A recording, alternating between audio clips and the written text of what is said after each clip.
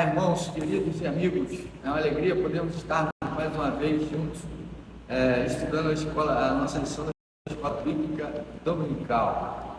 Hoje nós estaremos estudando a lição número 7, que fala da igreja de Atos, a igreja de Atos dos Apóstolos. A igreja iniciada ali,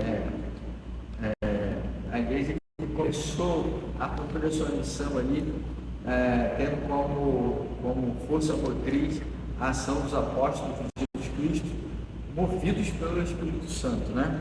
A gente vai estudar essa igreja. Esse é um dos textos mais bonitos do Novo Testamento. Um texto assim que dá uma visão bem específica, uma visão bem detalhada, uma visão bem clara do que vem ser a igreja de Jesus Cristo. Essa igreja pulsante de Atos 2, 42 e 47 é a igreja que agrada o Senhor, é a igreja que Cristo quer ver quando Ele voltar para buscar os seus. E essa igreja, ela é uma referência para toda a igreja de Jesus Cristo no cumprimento da sua missão. A igreja de Jesus Cristo, ela tem que ter como referência, porque olhando para Atos, olhando para essa igreja lá em Atos 2:42, a igreja de Jesus, ela pode perceber aonde ela está e para onde ela está caminhando, uma vez que ela é a referência, uma vez que a gente deve olhar para ela e se inspirar nela a realizar e cumprir a nossa missão. Então, a partir da observação, a partir da ótica com que olhamos a igreja de Atos, nós vemos aonde estamos e para onde estamos caminhando, para onde estamos indo, né? Se estamos indo realmente se estamos vindo a ser uma igreja que, por amor, por comunhão, por outras características, que exercita o cumprimento da missão, que exerce os dons do Espírito, se nós estamos sendo uma igreja que chama a atenção do perdido para que ele possa encontrar a salvação em Jesus Cristo. Se não estamos de acordo, se não estamos no mesmo caminho da igreja de Atos dos Apóstolos, aquela igreja lá de Atos 2, 42 a 47, nós temos o dever de nos enquadrar no modelo de igreja de Atos e a partir daí também ajustarmos a nossa posição, o nosso rumo e seguirmos em frente rumo ao cumprimento da nossa missão na proclamação do Evangelho. Então a igreja de Atos, ela vai fazer isso, né? Ela vai nos ensinar que Deus nos ensine a amar sempre a sua igreja todos os dias. A igreja de Atos, ela vai servir de referência do amor de Deus, da manifestação do amor de Deus, para que nós possamos, assim como eles lá, como os apóstolos que começaram essa lição. Entramos no primeiro tópico da nossa lição de número 7, que é o Espírito Santo e a sua relação com a igreja. É de fundamental importância entender que sem a ação direta do Espírito Santo, na iluminação da palavra de Deus, na orientação da igreja de Jesus Cristo, é impossível que a igreja de Jesus Cristo cumpra a sua missão. O Espírito Santo é o motor, né? É a força motriz da igreja de Jesus Cristo, porque é Ele que nos ilumina a entender a palavra que nós devemos pregar, é Ele quem abre o coração do perdido para ouvir a sua palavra, para ouvir a palavra de Jesus, é Ele quem nos dá aquela vontade, aquele fervor, Ele estimula em nós, Ele fomenta em nós aquele fervor e aquele desejo incontrolável de pregar a palavra de Jesus Cristo. Então, sem o Espírito Santo, a igreja está nas pessoas que formam a igreja de Jesus, mas na palavra que é pregada a partir da orientação do Espírito Santo de Deus. O Espírito Santo, ele é imprescindível para a igreja, porque é o Espírito Santo que capacita a igreja de Jesus, dando-lhes dons espirituais para a edificação do corpo de Cristo. Ou seja, todas as ferramentas que são necessárias para a igreja, tudo aquilo que nós precisamos fazer para cumprir a missão de levar o Evangelho às pessoas, de acolher as pessoas, de tratar as mazelas das pessoas, tudo aquilo que a Igreja de Jesus promove, tudo aquilo que todo o mover da Igreja de Jesus Cristo, as pessoas que estão ali liderando esse trabalho, que estão levando à frente esse trabalho, estão pregando a palavra, elas são movidas e capacitadas pelo Espírito Santo através dos dons que Ele dá. Esses dons, eles não são para exaltação pessoal, esses dons são para que a Igreja de Jesus Cristo se desenvolva, né? São dons de Deus dados pelo Espírito para que os membros da Igreja de Jesus Cristo, os membros do corpo de Cristo, possam exercer a sua missão. O pastor possa pregar, o outro ensina, ou seja, todo o mover da igreja, que a igreja faz, todo o movimento da Igreja de Jesus Cristo em prol da pregação do Evangelho e das transformações de vidas através do poder de Deus, é capacitação dada pelo Espírito Santo de Deus. Como vimos na última lição, ela pode pregar a palavra e gerar transformação. Ela pode pregar a palavra e gerar transformação na vida das pessoas através da ação do Espírito. Sem a ação do Espírito, isso não é possível. A pregação ela tem que ser orientada pelo Espírito Santo. E aí o Espírito Santo trabalha no perdido, e assim, esse que ouve a palavra, que conhece a palavra, ele é alcançado e transforma a sua vida. Embora a Igreja de Jesus ela seja formada por pessoas diferentes, com personalidades diferentes, características diferentes, embora a Igreja de Jesus ela seja e essa unidade de propósito é a ação do Espírito Santo de Deus. É o Espírito Santo de Deus que nos liga. Ele é ali a liga, ele que dá liga na igreja para que a igreja esteja totalmente unida dentro de um mesmo propósito. E aí sim, a partir da ação do Espírito, a partir da capacitação dada pelo Espírito, as nossas diferenças elas se unem em prol do propósito de cumprir a missão através da ação direta do Espírito Santo.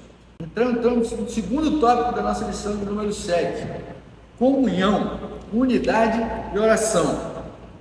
Comunhão, o termo grego para comunhão é koinonia. Koinonia é um termo que está ligado não só à questão da comunhão espiritual, da qual estamos ligados pelo Espírito através de Jesus Cristo, como também a partilha dos recursos, para que não falte nada a ninguém, para que ninguém fique em desigualdade no contexto da comunidade de Jesus.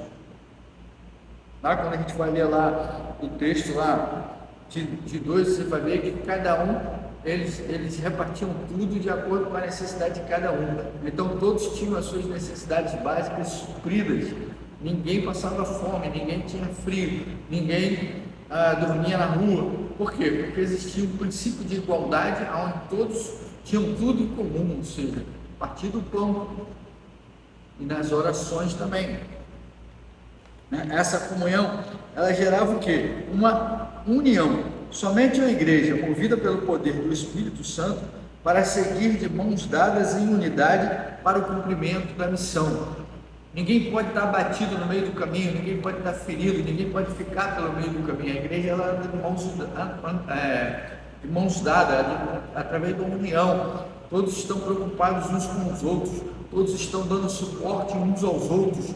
Ninguém fica para trás no cumprimento da missão de Jesus. Então essa união, essa força, não é? No poder do Espírito Santo, que faz com que a igreja de Jesus ela comungue do propósito, comungue de tudo aquilo que é necessário e que ela reparta os seus recursos de maneira que nada falte para ninguém e todos possam estar firmes e preparados para o cumprimento da missão, para o cumprimento da obra. Todos possam estar dispostos, ninguém tenha nenhuma preocupação com as suas necessidades básicas, a fim de que a igreja esteja toda focada no único propósito de cumprir a sua missão, levar o Evangelho a toda criatura e a todos aqueles que precisam ouvir a palavra de Deus e serem alcançados pela palavra de Deus em Cristo Jesus. A igreja de Jesus, ela tinha uma comunhão, né? Uma união por propósito e por amor, né? O amor está incluído no propósito. Isso era alimentado pelo quê? Pela vitalidade espiritual. Quer dizer, a igreja unida, né? Ela não conseguia ver um irmão passando necessidade no meio do caminho, tendo alguma coisa em falta, sabendo que essa necessidade pode ser suprida pelo partilhar uns dos outros. Então ela se unia e dava suporte àquele que se fortalecia junto com todos os outros, e a igreja ela se espalhava para cumprir a sua missão em todos os lugares, e ninguém tinha falta de nada daquilo que era básico para o cumprimento da missão. A oração era fundamental no discernimento da orientação do Espírito Santo, era fundamental no discernimento e entendimento da vontade de Deus e no encorajamento dos crentes de Atos. Mesmo diante da perseguição, porque a igreja começou a ser perseguida, a igreja começou a ter a sua obra contrariada, ter a sua obra atrapalhada, a igreja passou a ter membros postos em cadeias, membros que morriam, membros que eram impedidos de pregar a palavra, eram açoitados, eram humilhados. Mesmo diante dessa perseguição, a igreja orava com força, a igreja via o poder de Deus se manifestar e ninguém podia impedir a vontade de Deus. A oração ela é o elo entre a vontade divina e a prática diária da igreja. A igreja precisa se dedicar à oração, a igreja precisa trabalhar a questão da oração, a igreja precisa orar, porque a igreja que ora é uma igreja que conhece a vontade de Deus. Se a igreja ora e conhece a vontade de Deus, ela não se distrai no cumprimento da sua missão, ela não se inibe, ela não se esconde no cumprimento da sua missão, e ela é uma referência do reino de Deus na terra. É muito importante entender isso, ok? A comunhão ela é geral, que torna a igreja unida, e através da oração a igreja se coloca diante de Deus e tem ali os seus clamores, as suas súplicas atendidas pelo Senhor Jesus. Então entramos no terceiro tópico da nossa lição, a etimologia da palavra igreja. Etimologia. O que é etimologia, irmãos? É a origem da palavra igreja, né? A palavra igreja no grego ela é a junção de duas palavras, chamada ek kalel, que ek é chamar e kalel para fora, né? Chamar para fora. A igreja de Jesus ela não foi chamada para dentro, mas ela foi chamada para fora, ela foi chamada para pregar o Evangelho, ela foi chamada para se reunir em assembleia. A assembleia também é um sentido da palavra igreja, assembleia, reunião, né? Quando ela foi traduzida lá na Septuaginta, ela traduziu a palavra kahal do hebraico, que quer dizer congregação, que quer dizer assembleia, né? Ao povo de Deus reunido para adorar, para louvar, para tratar dos assuntos inerentes ao reino de Deus, ao reino do Senhor, tratar da sua missão. A questão de chamar para fora tem muito a ver com a natureza missiológica da igreja de Jesus. A igreja de Jesus ela não pode cumprir a sua missão dentro do templo, tá? Ela não pode cumprir a sua missão dentro do templo. A igreja que ela quer cumprir a sua missão só apenas dentro do templo, ela não vai conseguir exercer a sua missão. A igreja, para se tornar forte, saudável, saudia, ela não pode ficar restrita às paredes do templo. ela precisa ir aonde as pessoas estão, ela precisa chegar nas pessoas que precisam ouvir o Evangelho e chamar para fora, ou seja, sair do templo, sair das paredes, ir até o encontro das pessoas, é exatamente o que quer dizer o termo igreja. A igreja de Jesus, ela não é algo que fica, é um organismo vivo, e ela é viva quando ela se exterioriza, quando ela vai para fora, quando ela dá sentido à etimologia do seu significado, ou seja, ela vai atrás, né? Ela tem uma natureza missiológica, ela tem uma natureza de levar o Evangelho, de comunicar o Evangelho. E se a igreja de Jesus ela tem essa virtude, se ela tem essa missão, se ela tem esse dever, ela não pode ficar incrustada. É preciso a igreja de Jesus entender que o papel dela não se limita à adoração do templo, ela precisa estar aonde as pessoas estão, ela precisa chegar nas pessoas para que as pessoas possam ouvir o Evangelho, para que as pessoas possam conhecer Jesus, que elas possam observar o testemunho. Você pode comunicar, igual nós estamos comunicando aqui através da internet, você está aí na sua casa, no conforto da sua casa, na sua televisão, Smart TV, ou no seu iPad, notepad, ou no seu celular, onde for, você está aí no conforto, ouvindo, eu estou aqui, mas você não pode acompanhar o meu testemunho. E quando nós estamos perto das pessoas a quem pregamos, a quem comunicamos, quando essas pessoas estão próximas a nós, ela pode comunicar o nosso testemunho. E nós vimos na última lição a importância do testemunho da igreja de Jesus, né? E quando você vê que aquele que prega, ele cumpre aquilo que ele vive, aquilo que ele está falando, ou procura viver aquilo que está falando, porque infelizmente nós ainda não alcançamos a perfeição, né?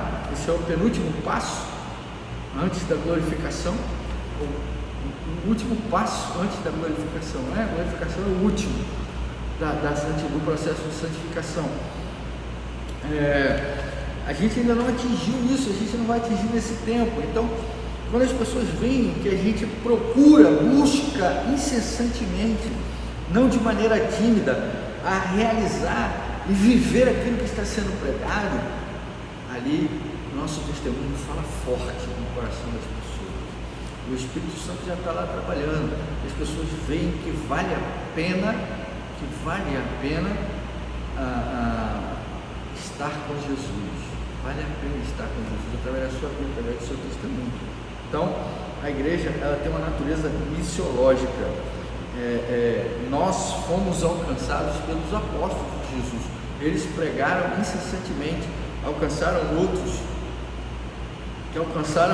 ao longo do tempo, até que eu fui alcançado, você foi alcançado, nós fomos alcançados pela palavra do Senhor, pela palavra que transformou a minha vida, pode ter transformado a sua vida. Se não transformou a sua vida ainda, você pode ter uma experiência pessoal com Jesus. Basta que você busque na palavra, basta que você olhe a Deus e diga para Ele o que você está sentindo, que você sente a necessidade de salvação em Cristo Jesus, que você quer o amor de Deus na sua vida, que você quer a misericórdia de Deus na sua vida, e aí você vai alcançar esse amor aí no seu coração, no seu íntimo, e vai transformar a sua vida de dentro para fora. A igreja ela é comparada à noiva de Cristo, à esposa de Cristo, né? Ela manifesta a graça de Deus, ela é uma prova viva do amor e da misericórdia de Jesus Cristo. Concluindo, chegamos à conclusão do nosso estudo de hoje, da nossa lição número 7. Concluindo, a igreja ela é tanto física, porque ela é formada de pessoas, tá? A igreja, nós vimos que a igreja não é o templo, a igreja não é a localização geográfica, a igreja não é a matéria do templo, as paredes do templo, a igreja é o conjunto de pessoas né? Salvas por Cristo Jesus, batizadas mediante confissão de fé, que formam a igreja de Jesus. A igreja de Jesus não sou eu, não é você, mas somos nós. A igreja de Jesus só é a igreja de Jesus quando ela está reunida, né? Não necessariamente na reunião do templo, tá? Mas a igreja de Jesus, ela é ativa através de nós, mas eu sozinho não sou igreja, você sozinho não é igreja, nós somos igreja de Jesus Cristo, pessoas. E apesar de ser formada por pessoas, a igreja também tem um caráter especial, espiritual. Por quê? Porque a igreja é o corpo de Cristo. A igreja é o corpo de Cristo. E como corpo de Cristo, a igreja ela é um organismo vivo, que é impulsionada a cumprir a missão que Jesus deixou. A igreja ela não pode ficar inerte, ela não pode ficar parada, ela não foi chamada para isso, senão estaríamos todos na glória, já teríamos morrido, estaríamos com Jesus na graça. Se estamos aqui para cumprir o propósito de cumprir a missão. Qual é a missão?